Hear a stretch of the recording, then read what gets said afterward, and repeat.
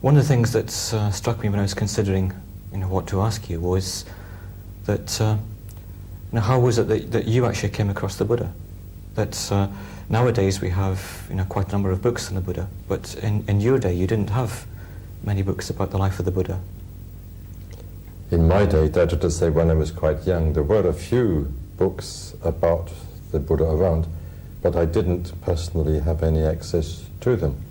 I remember quite clearly what my sources of information were. There was first of all H.G. Wells's Outline of World History. Secondly, there was the Children's Encyclopedia.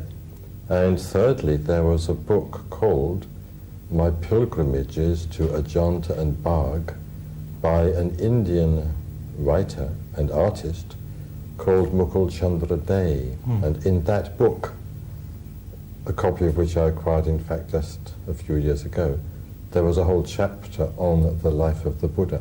I think that was my principal source of information.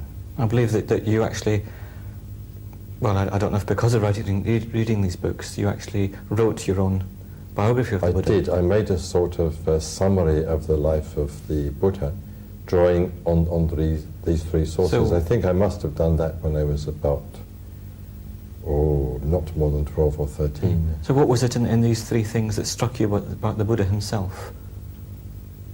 I think I can't say. I don't think I have any recollection. Though I do have a recollection of one of Mukul Chandra Day's copies of an Ajanta fresco, which he reproduced in this book of his. And that was the very impressive Ajanta painting of the Buddha as mendicant, standing very much larger than life in front of the balcony, I think it was, of a palace from which his former wife and his son were looking. This impressed me very much indeed. I also remember, it just now occurs to me, another illustration which was simply of the head and shoulders of the Buddha.